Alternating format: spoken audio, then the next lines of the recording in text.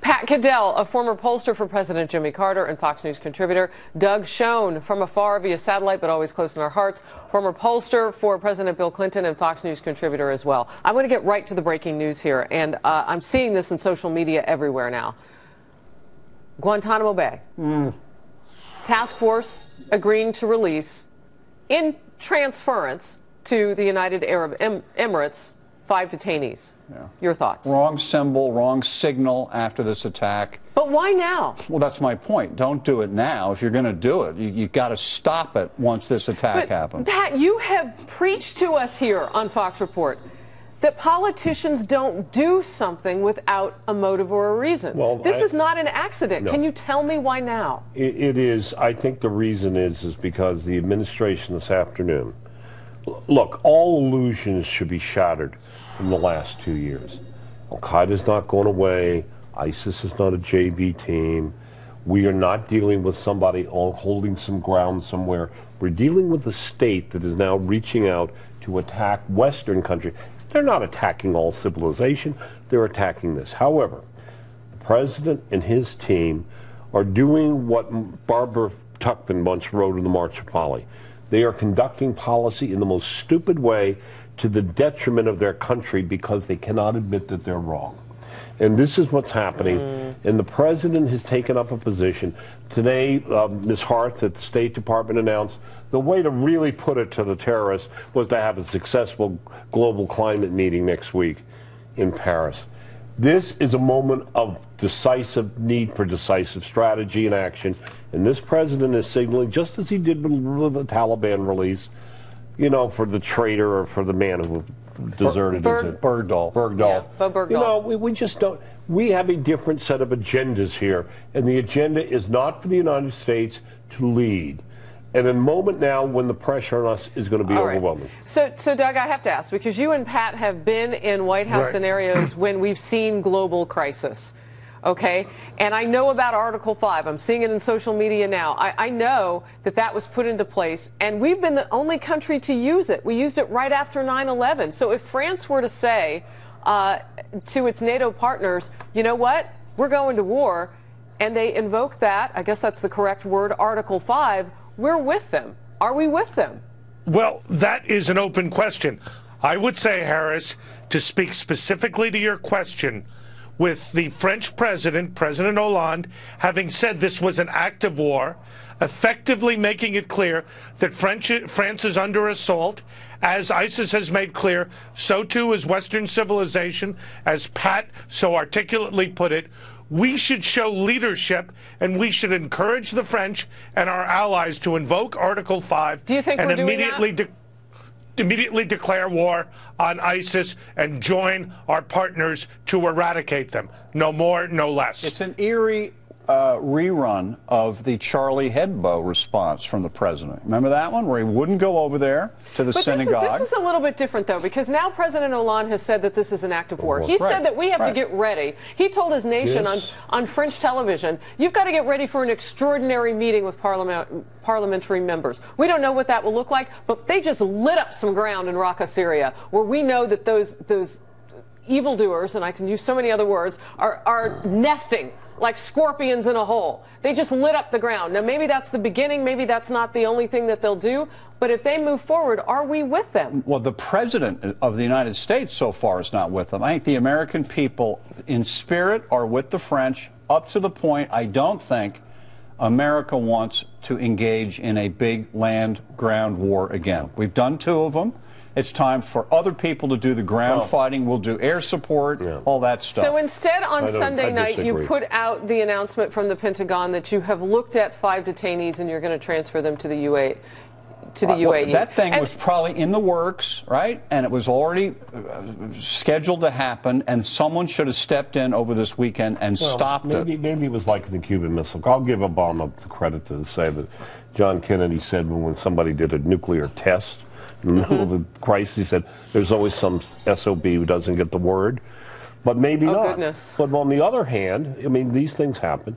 On the other hand, every act today they have taken, including sending out, let me say this, they did not send out, they sent out their PR Ben Rhodes of the fine arts degree that he has, who was about as qualified and who we know has been a consummate liar on Benghazi, and worked for Tom Donilon, the master hack as national security advisor. They didn't send out somebody you would respect on this.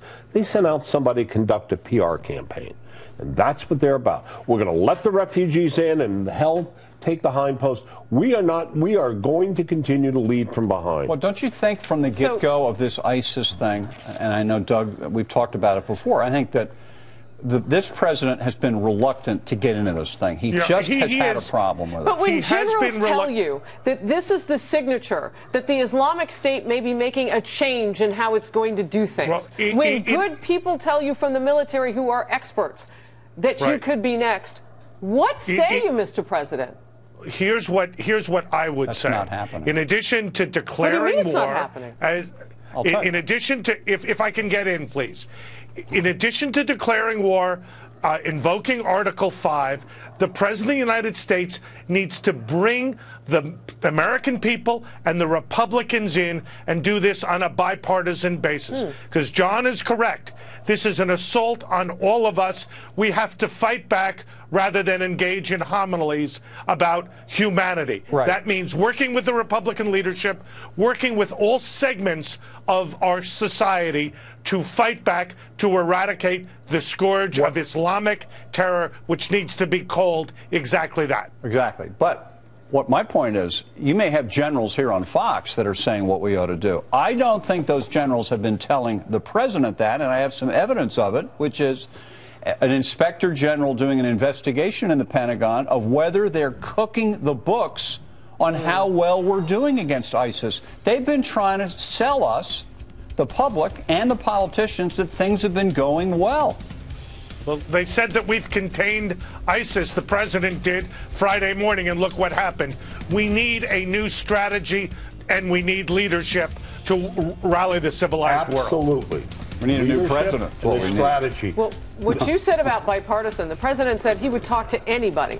Anybody. He has to talk to like the Iranians, the Cubans, right. you know. But what you're talking about is reaching across the political aisle. Of course. Precisely. Right. President Obama is preparing to speak tomorrow following the weekend of chaos in France. Well, that's putting it mildly. It's been a deadly one. Mr. Obama's earlier claims that ISIS was contained. So what does he hope to achieve tomorrow? This will be a solo news conference that we'll see. What will journalists need to ask him about? Again, John, Pat, and Doug are here. Pat, your thoughts? Well, my first thought is that what the president ought to be doing but will not. The United States has always been the leader of NATO. The president ought to say if France is invoking, we will support it, and we will put a coalition of European military and our Sunni allies and go in there and get rid of these people and not turn Iraq over to the Iranians, which this president is willing to do, or Syria. But he won't do that. And the press needs to ask the president just what evidence does he need to see the stupidity, I should use that word, the failure of his policy and the illusion of it. What failures? There's a string of them. Mr. President, when do you learn?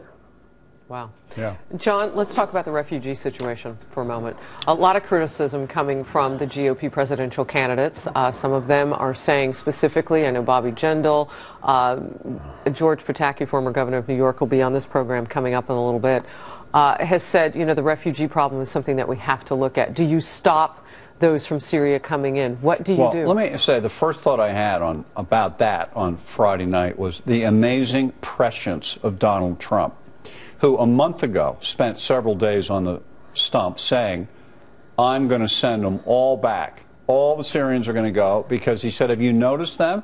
As it was on TV of them coming up into Europe, he said, they're disproportionately young men. He said, how do we know they're not ISIS? Well, and here we find that at least one of them was ISIS, and maybe more. Potentially. I would say this, though. We did see this after other wars in different countries around the world that were taking refugees. A lot of times they would leave their families behind, and the men would go and try and find work. So there is that aspect. They can find and that's work very in Germany. real. I don't want them here.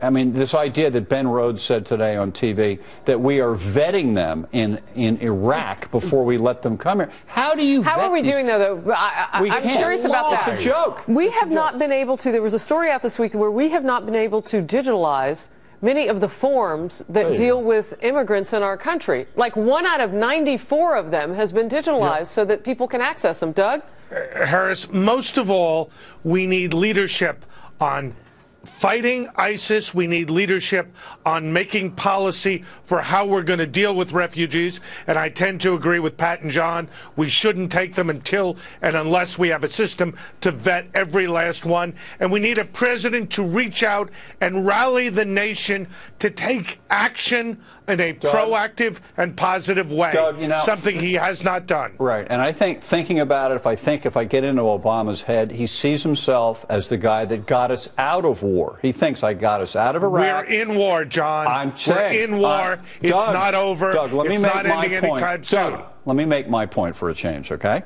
You're interrupting. Let me interrupt you again. Come on. Go ahead. That the president who got the Nobel Peace Prize, in his head, he sees himself not as a war president.